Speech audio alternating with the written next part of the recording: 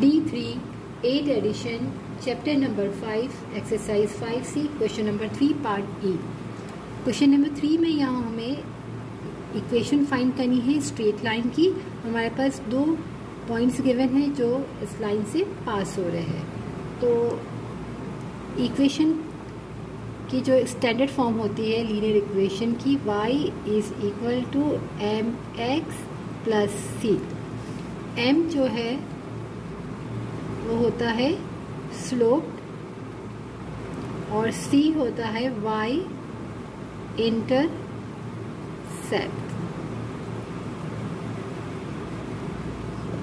तो यहाँ equation find करने के लिए हमें m यानी स्लोप फाइंड करना है और c यानी y इंटरसेप्ट को फाइंड करना है। स्लोप फाइंड करने के लिए जब भी हमारे पास दो पॉइंट्स गिवन हो तो हमारे पास स्लोप का फॉर्मूला होता है m is equal to y2 minus y1 divided x2 minus x1। यहाँ हमारे पास दो पॉइंट है, एक पॉइंट i है और एक पॉइंट j है। तो जो फर्स्ट पॉइंट है i उसको हम x1 y1 और जो पॉइंट सेकंड वाला है j उसको हम x2 y2 ले लेंगे। अब यहाँ हम वैल्यूज़ को पुट कर देंगे। y2 हमारे पास है -7 माइनस y1 हमारे पास है -4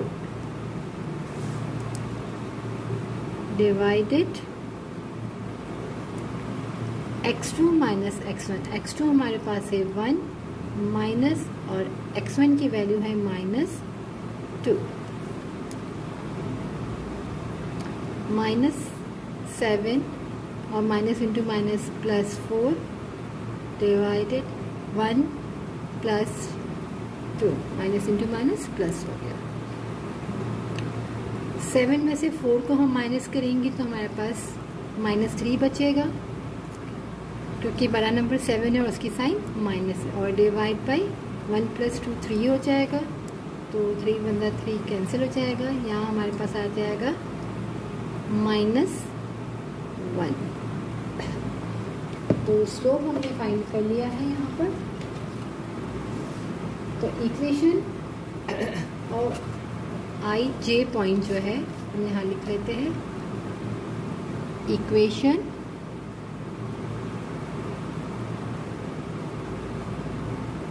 of i j is in the form. हमारे पास क्या था y is equal to mx plus c। तो हम यहाँ m की वैल्यू पुट करते थे। y is equal to m हमारे पास क्या आया है -1 x प्लस c, यानी कि y is equal to -x plus c। अब हमें c फाइंड करना है। तो यहाँ से हम दोनों पॉइंट में से कोई भी एक पॉइंट ले लेंगे। हम पहला पॉइंट ले लेंगे -2 और -4। तो और जो पासिंग पॉइंट होते हैं वो हमारे x और y होते हैं। तो यहाँ x और y की जगह हम वो पॉइंट पुट कर देंगे तो हमारे पास c की वैल्यू आ जाएगी। तो हम ले लेंगे सिंस -2 और -4 लाइज ऑन द लाइन,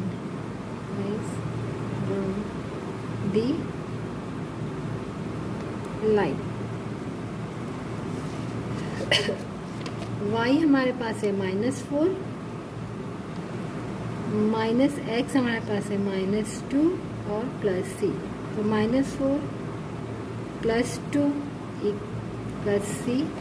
तो -4 -2 इज इक्वल टू c, यानी कि c की वैल्यू हमारे पास आ जाएगी -6। अब हम यहाँ पर c की जगह पे c की वैल्यू को पुट कर देते हैं। तो therefore the equation of i j is y is equal to -x और यहाँ पर -x और ये +c है। तो अगर हम यहाँ पुट करेंगे तो ये हो जाएगी -6 आंसर।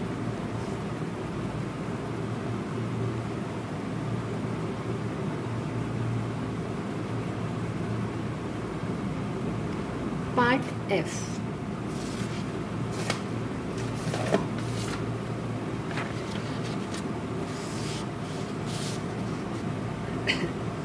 पार्ट एफ में भी हमारे पास 2 पॉइंट्स हैं, तो सबसे पहले हम क्या करेंगे, स्लोप फाइंड कर लेंगे और उसके बाद हम सी फाइंड कर लेंगे। हमारे पास होती है y is equal to M X plus सी।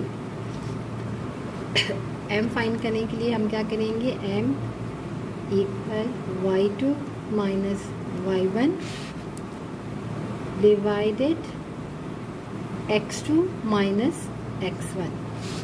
यहाँ पर k और l पॉइंट है, पहले पॉइंट को हम x1 और y1, सेकेंड को हम x2 और y2 अब यहाँ पुट कर देते हैं।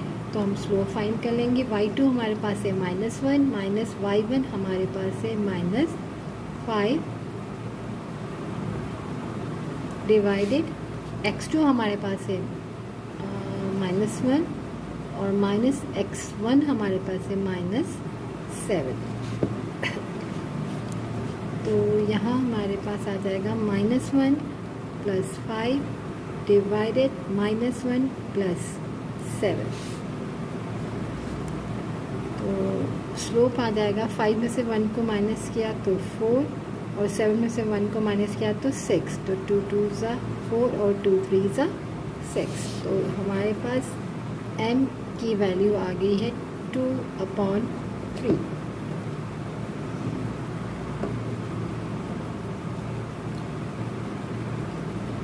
तो इक्वेशन ऑफ के L is in the form क्या बनेगी, इक्वेशन ऑफ पॉइंट हमारे पास क्या आता है, K L is in the form हमारे पास आ जाएगा y is equal to m की जगह हम लिखेंगे 2/3 x प्लस c। अब हम पहला पॉइंट ले लेंगे -7 और -5। सिंस -7 और point -5 lies on the line, lies on the line।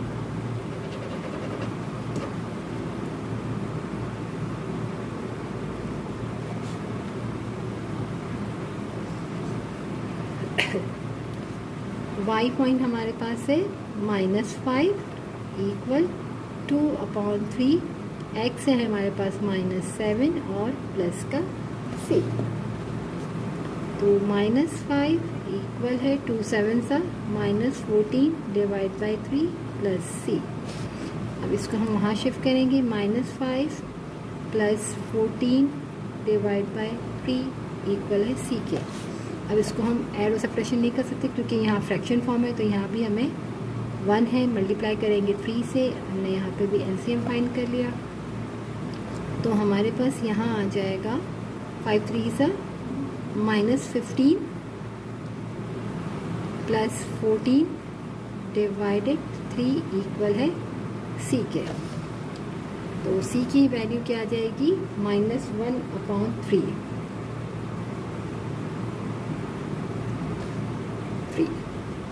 अब हमारे पास वैल्यू आ गई -1/3। अब हम इक्वेशन में पुट कर देते हैं। तो हम लिख लेते देयरफॉर दी इक्वेशन ऑफ के एल इज, यहाँ पर हम c की वैल्यू को पुट करते थे। c की वैल्यू आ गई -1/3। तो इक्वेशन हमारी क्या आ जाएगी, y is equal to 2/3 x minus 1/3। Answer. Part F हमारा कंप्लीट हो गया है।